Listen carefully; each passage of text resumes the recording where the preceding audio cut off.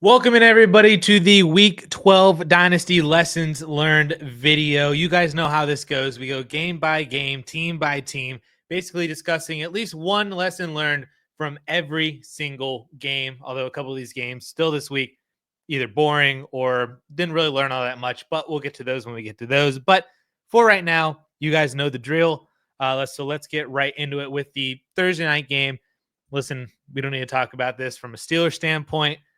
Rough game. But from a fantasy dynasty standpoint, I really didn't learn all that much from this game. It really in totality, just because the weather was really bad. There was calling for, snow and rain like all day, basically. It looked all right to start the game, but then once the second half and then really the fourth quarter started to take over, the snow was just, it was crazy. So offensively, it was kind of hard to get things going. Pickens is still a buy. Warren might be a good buy for the fantasy playoffs, especially as the Steelers schedule gets really, really hard. They're playing a lot of really good teams coming up over the next 4 or 5 weeks that they might shy away from the run game and Najee, which is why I think that he's a sell and have been for a while. And they might, turn towards Jaylen Warren from a receiving standpoint. So he might be a good buy for the fantasy playoffs as a cheap, RB2 or flex option if you're really that desperate. Judy also still a solid flex option. I still think that Tillman and Moore are both good flex options too. It's just Judy has kind of separated himself for the past couple of weeks as the wide receiver one for Jameis Winston, and he was the only one really that got any sort of volume or production in the snow game. So that's just kind of it from the Thursday night game. Getting into Sunday now with the Buccaneers and the Giants. On the Bucs side of the ball, Bucky Irving, 27 PPR points, 12 for 87 and 1, 6 for 64 through the air. He is going to, I think, become a 2024 league winner. It was very obvious throughout basically the entirety of the season, almost from week one, that Bucky Irving was just better than Rachaad White. He was a better runner, probably just as good of a receiver. And we just basically had a 50-50 split this whole entire time. But now, in their first game off of the bye week, Bucky Irving led the backfield in touches. He had 18 to Rachaad White's 13. They still split carries 50-50. Both had 12. But Bucky got more receiving work, was a lot better on the ground with his 12 carries. He rushed for over 80 yards. I don't even think Rachaad White broke 40. So more of the same stuff there for inefficiency for Rachaad White. But Bucky, man, he is really, really, really good. And with his rest of season schedule, is probably going to end up being a league winner. Like I said, he is a buy for the rest of the year. He is a buy from a dynasty standpoint. And I think one of the biggest things that I'm taking away from Bucky Irving's rookie season so far is, and how can I, adjust and learn from that from a rookie perspective when we're evaluating rookies, is to really make sure that when players, underperform at the NFL combine and they don't show out really athletically, to make sure that those numbers track with the film. Because Bucky Irving on film at Oregon looked amazing. He looked explosive. He looked fast. He had fantastic acceleration. We knew he was a kind of smaller guy, but that didn't really matter because he had everything else. Great receiver out of the backfield. But then the combine really killed Bucky Irving. It killed him from my standpoint. From my marker system, it killed him for a lot of other people with their, models that incorporate athleticism and stuff. And that I think also hurt his draft stock. But the combine, the athleticism numbers just did not match what was on film.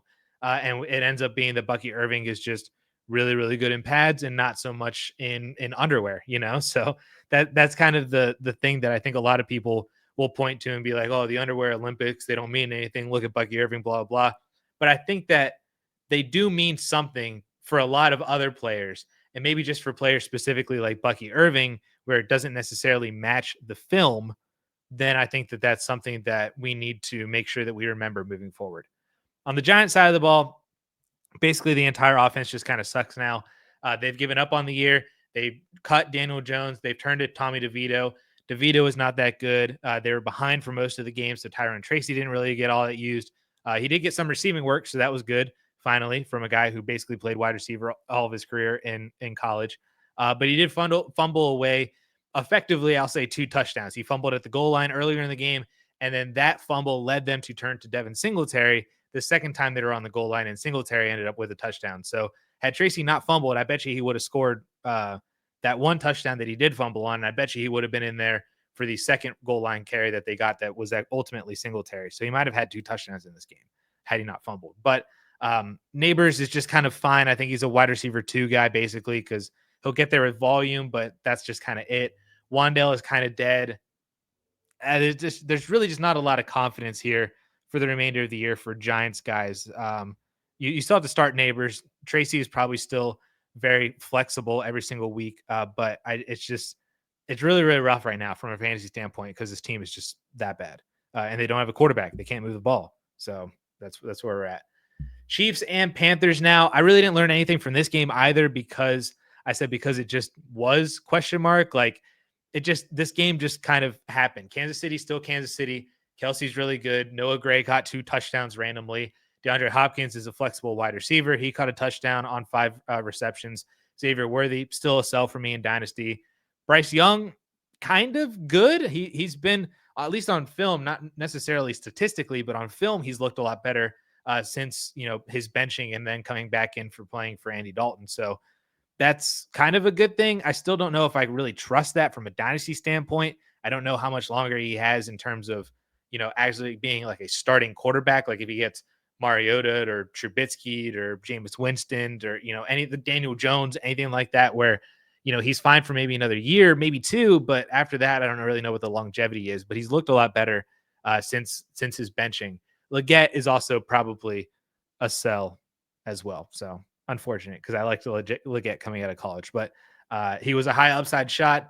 It doesn't really seem to be. I mean, he's getting volume. He's basically 4 for 40. That's like he's Mr. 4 for 40.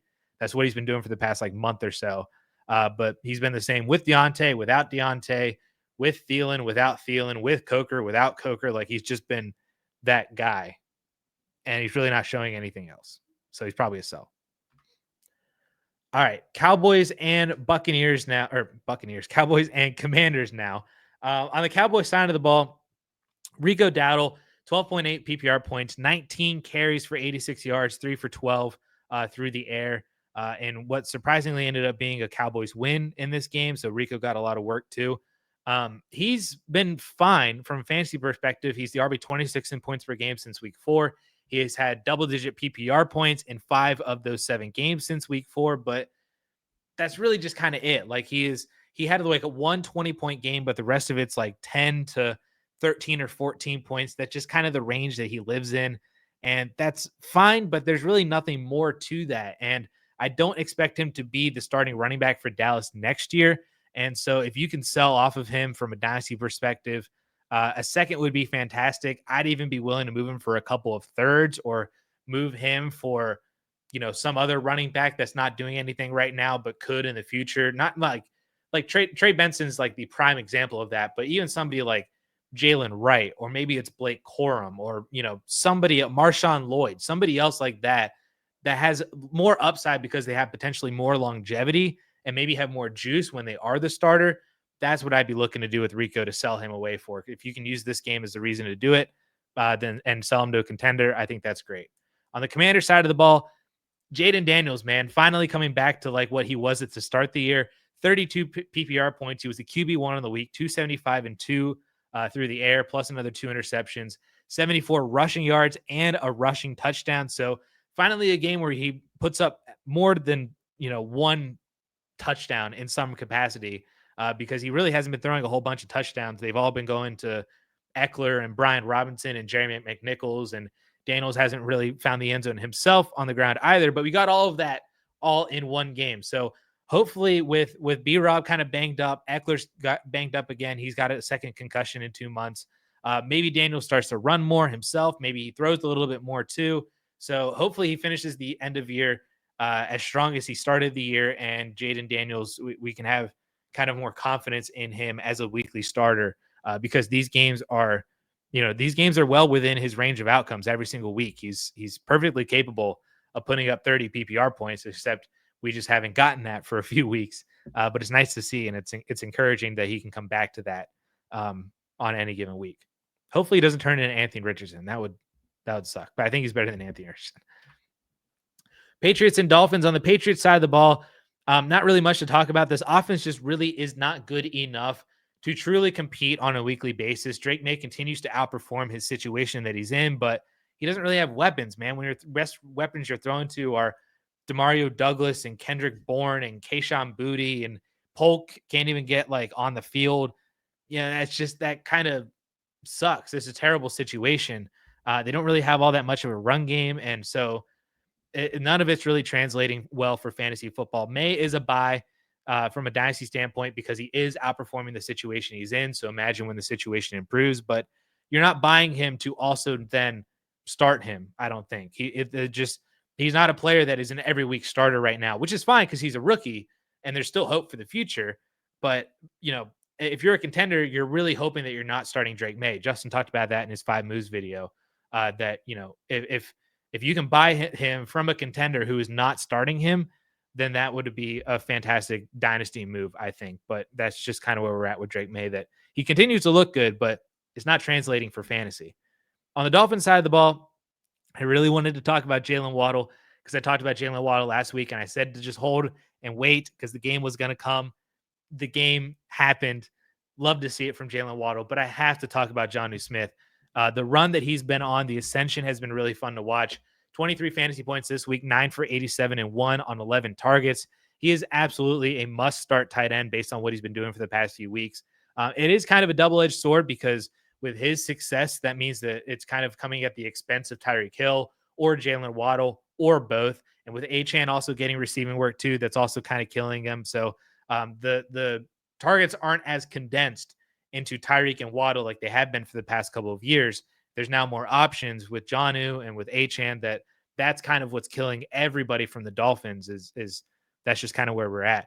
I was prepared to tell you to sell Jonnu Smith though, but I looked on Keep Trade Cut. He's still only the tight end 20. I had to refresh the page like 2 or 3 times just to make sure that I had the most updated KTC rankings for Jonnu Smith, because I was flabbergasted that he was still being valued as the tight end 20. At least, I'm recording this Tuesday evening. So he is the tight end 20. He's behind Pat Freiermuth, Jatavion Sanders, Dallas Goedert, Cole Kmet, Isaiah Likely. And then you get up into like Njoku, Ferguson, Ingram, Andrews, all those kind of guys. I think Jonnu Smith belongs up in that kind of conversation as a David Njoku, as a Evan Ingram or Jake Ferguson. I would easily take him over Dallas Goedert. I'd take him over JT Sanders. I love Sanders, but I'd take Jonnu over him. I'd easily take him over Pat Freiermuth, over Cole Kmet and Isaiah Likely as well. So, I mean, if you can buy him at these kind of prices, I'm in on buying him. I don't think I would pay a second for him, but if you can kind of upgrade from one of your backup tight ends or maybe move from one of your other tight ends like a Cole Kmet for Jonnu, and then you can figure something else out on the other side or something like that, or Tucker Kraft for Jonnu, or, Ferguson for Jonnu, or anything kind of like that. I am kind of in on those types of deals, depending on what the rest of it kind of looks like. Because I think that he's basically like George Kittle light at this point. Like, he's playing in a Niners-y Shanahan offense. He's not really the top option every week, but he can be the top option every week. And when he does perform, he performs really, really well. He's like George Kittle light. He is going to turn 30 years old next year, so there is that. But I mean, at least for right now, and for it seems like potentially the rest of the year, because I don't really know what's stopping this. Jonnu is an every week must start tight end at the position. If you need a guy, take a look to see if you can buy him. Like I said, I don't know. I think I'd be fine paying a late contender second for him. Like if you're, in a top 3 team in your league, you're hoping that that's going to be 210 to 212, ideally 212. Selling him for that, or selling a second for Jonnu Smith, I think that's fine. I don't know if I'd spend anything more than that though for him, but I think that's okay. I'd really like to swap a player for him. Some other, like if he's on a rebuilder right now, can you pivot some other kind of like long-term option for the short-term Jonnu points? That's probably more ideally what I'd like to do. Anyway, moving on. Titans and the Texans game here. On the Titans side of the ball, just to talk about Will Levis very briefly, he's actually in a video that dropped this morning for 4 for 4 about players to stash in redraft off the waiver wires for the next couple of weeks. Will Levis was in that video because, fun fact, he's a QB 12 over the past 3 weeks since returning from his injury when he got hurt, missed a few games. Mason Rudolph was in. Levis came back 3 weeks ago, and since then has been the QB 12 in fantasy over those 3 weeks. He just had 17 PPR points this past week with 278 and 2. He's averaging over 20 rushing yards per game over those 3 weeks. And the rest of season schedule is phenomenal for everybody involved in Tennessee, including Will Levis. So if you have him as a contender, he's a very streamable option. I still don't think I would go out and actually buy Will Levis right now in Superflex. But especially if you have him and you're not competing, he is definitely a must sell. If you can sell somebody on, buying Will Levis as a streaming option over the next few weeks with a really, really soft schedule, starting in week 14 against Jacksonville. They get Jacksonville week 14 and week 17 plus games against Cincy and Indy. So those are final 4 games. Very streamable option. Could be a QB2 for a lot of people. Could be on, fantasy league winning rosters. Not to say that he's a league winner himself, but he could be on league winning rosters, championship rosters this year. But this is still Dynasty. It is still Will Levis. So from a Dynasty's perspective, he's a sell for the next 5 weeks. Solid option to start. Texans side of the ball, I think we need to start talking about CJ Stroud. He just has not been good this year. To put it plainly, he has not been good this year. He's been terrible this year. He's QB 15 in total points, QB 26 in fantasy points per game. He has basically scored the same number of points per game as Daniel Jones. He's averaging fewer points per game than Aaron Rodgers. And yet he is still the QB 6 on Keep Trade Cut. Again, I had to refresh that a couple times. And he is still the QB 6 on KTC, which I find kind of also flabbergasting. I mean, he's right behind Joe Burrow. I would easily take Joe Burrow over CJ Stroud. He's ahead of Mahomes. He's ahead of Herbert, Love, Kyler. I feel like most of those guys I would easily take over CJ Stroud at this point. Then after that, you get into it's rookie central on Keep Trade Cut. QBs 11, 12, 13, Drake May, Bo Nix, Caleb Williams. I think that you have a legitimate conversation from a dynasty perspective between those guys and CJ Stroud. I made the comparison between Bo Nix and CJ Stroud in terms of their rookie production last week. I think that's a conversation. I think Caleb and CJ Stroud's a conversation. I think Baker Mayfield at QB 15 versus CJ Stroud is a conversation. He's overvalued. He's overvalued at QB 6. And I think more people haven't caught on to that point yet. So if you have CJ Stroud and you can use him to kind of tear down, it's a very similar conversation as what we had a few weeks ago with Patrick Mahomes. When Mahomes was like, oh, he's QB3 in Dynasty, but he's not producing like it. CJ Stroud is QB 6 in Dynasty, and he's not producing like that at all. So I think that we need to have a conversation about him because he's not very mobile. He's very dependent on his weapons, and we've seen his weapons kind of come and go. Even with Nico the past couple of weeks, he still hasn't all that been great. And with Tank Dell as well, and Joe Mixon's been really good. He's very dependent on if he's home and away. He's much better at home than he is on the road.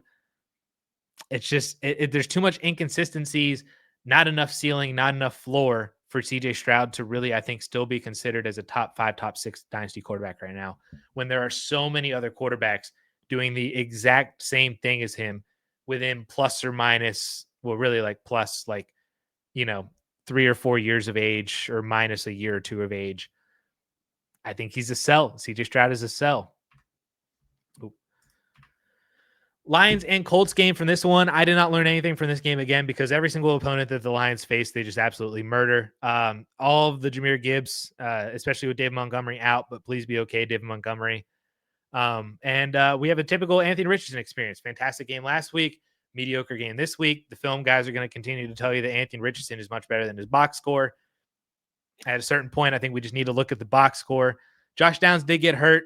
Michael Pittman did have a solid game. I think he had like 6 for 97 or something like that. So Michael Pittman Jr. sighting, but that's just kind of what it is with the Colts. JT isn't doing all that well either. But the Lions are a really, really good run defense too. Everybody that plays against the Lions is rough, except for maybe some of the elite receivers, like when they play Justin Jefferson or who do they play on Thanksgiving? I'm already blanking on who they play. Minnesota. They play Minnesota this week. They play Chicago. Yes, they play Chicago this week. So I think they're going to murder Chicago. as well. So, but Chicago's a good defense. We'll see how it goes. And we're going to talk about Chicago here in just a minute. But I mean, come on, man. Detroit is so good. They're probably the best team in the NFL right now. Speaking of Chicago, Vikings versus the Bears. To touch on the Vikings side of the ball first, my main takeaway here is more taking away what Chicago's defense is about. That the wide receiver 2 for teams playing against Chicago have been pretty viable this year. This is kind of a Jordan Addison kind of recognition for the game that he had.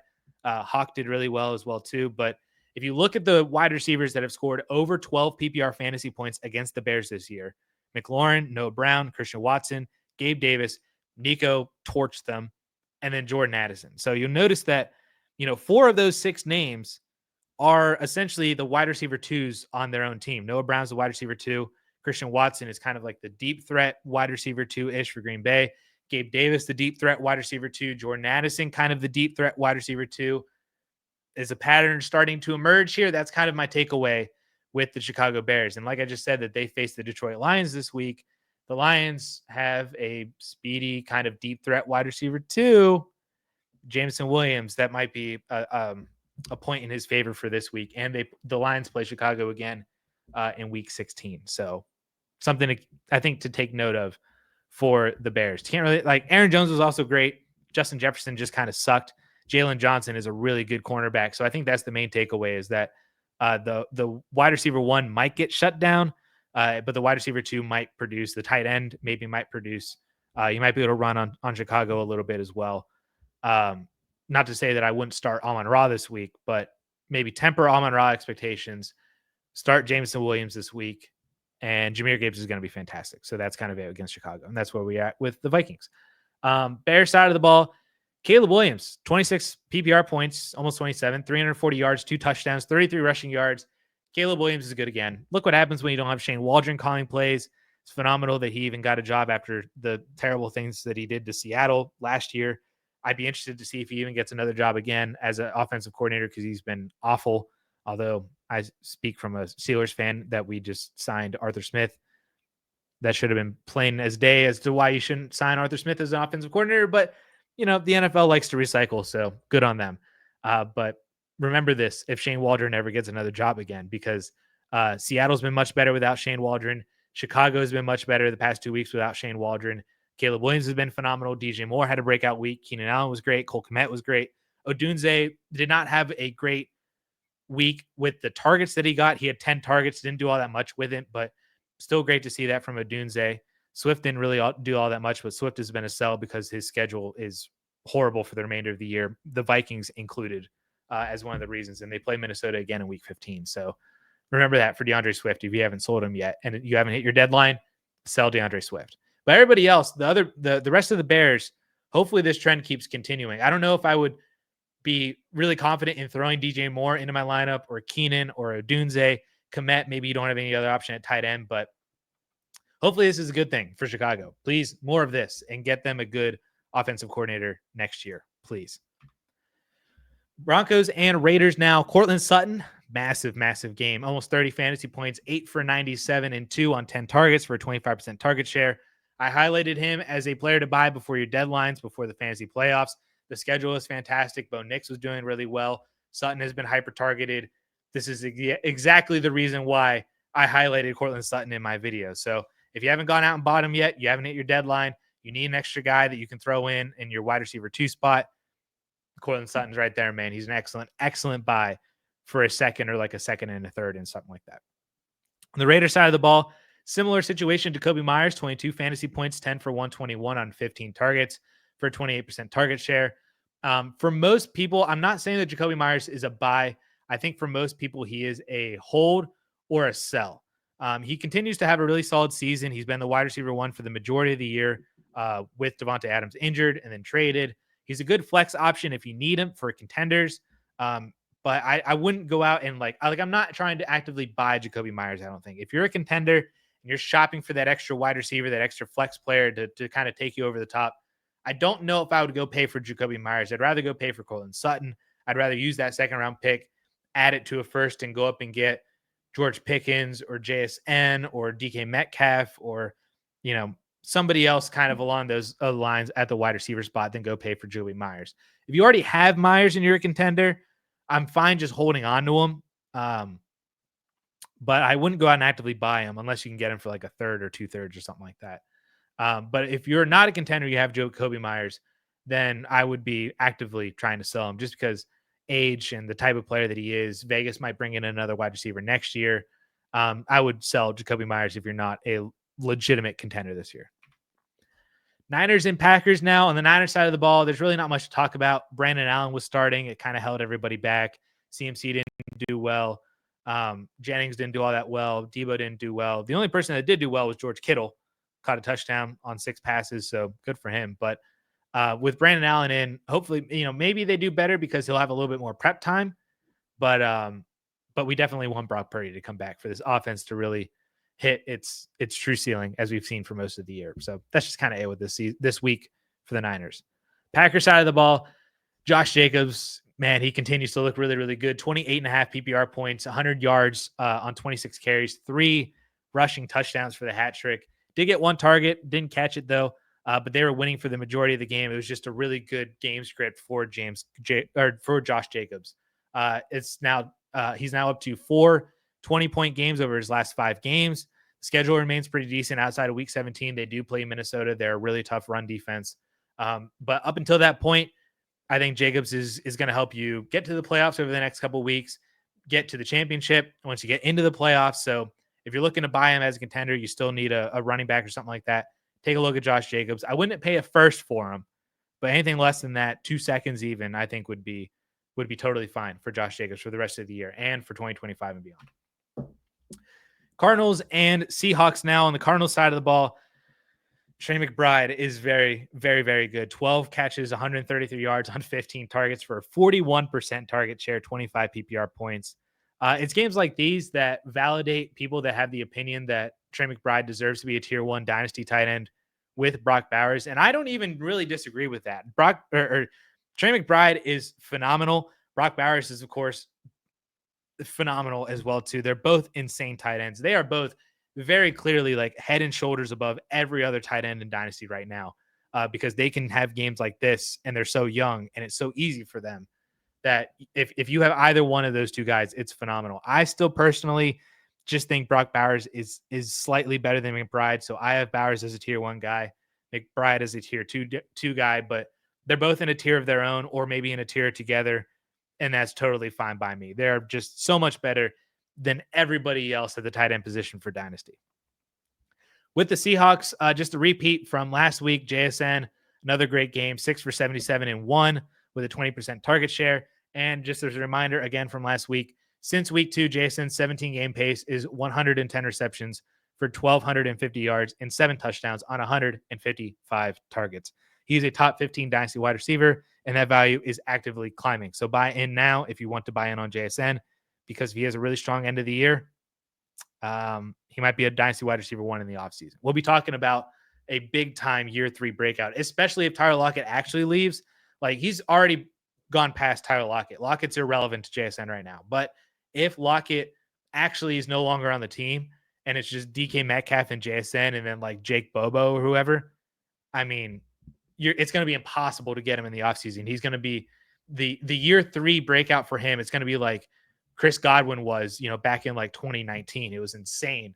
And of course, Godwin had a phenomenal year. It's just, we've gone through this, I've seen this rodeo before, and it's usually good things for the wide receiver. So buy into JSN now before it's impossible in the offseason. Getting to the Sunday and Monday night games now. I really didn't learn anything from this Sunday night game between the Eagles and the Rams because it was just exactly what we wanted to be. It was awesome. Points were flowing. Fantasy points were flowing, but it was from all the names that we already knew. Saquon Barkley is elite. All hail Saquon Barkley. Gosh, he's so good, and you love to see it so much. A.J. Brown is elite. Jalen Hurts continues to do well. Puka Nacua is absolutely elite. Cooper Kupp is a great contender buy. He just keeps producing. Kyron Williams is really good. I mean, what more could you possibly ask from either one of these two teams from a fantasy perspective? So, again, didn't really learn anything just because everybody that did well was all the guys that we wanted to do well, and that was just kind of it. We know what these offenses are, and we know who's going to produce from them, and it's great to see. We love that from a predictability standpoint. Similar situation to the Monday night game between the Ravens and the Chargers. I mean, again, another game that was basically exactly what we wanted it to be. Derrick Henry did really well on the ground, 140 rushing yards. Zay Flowers continues to get it done. Mark Andrews had a really good game. Isaiah Likely was irrelevant. I don't even think he had a catch. Mark Andrews did really well, so love to see that. Ladd McConkey is great. That's QB. I think auto-corrected to QB. That's just say QJ. Quentin Johnston is not great. They need a better wide receiver than Quentin Johnston across from Ladd McConkey. J.K. Dobbins is a sell, although I don't know if you can sell him, depending on what the severity of his knee injury was that he left the game with. You may or may not be able to sell him, but he was and still remains a dynasty sell. But that's just kind of it. Herbert got it done on the ground. He scored a rushing touchdown.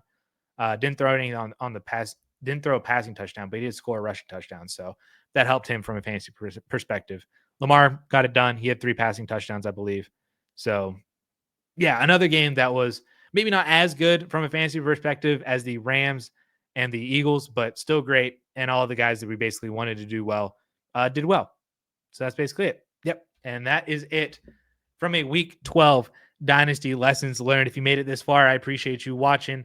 I mentioned this last week in the AMA, but I am not going to be running an AMA this week just because it's, Thanksgiving holiday and then Black Friday and stuff like that. I'm going to take a 1-week vacation from the Friday AMA, enjoy some time with my family and my son, and that should be really fun. But I'll be back next week, of course, with Week 13 Dynasty Lessons Learned, and then in Week 13 Friday AMA again. So appreciate everybody for hanging out, for watching, and we will catch you guys in the next video.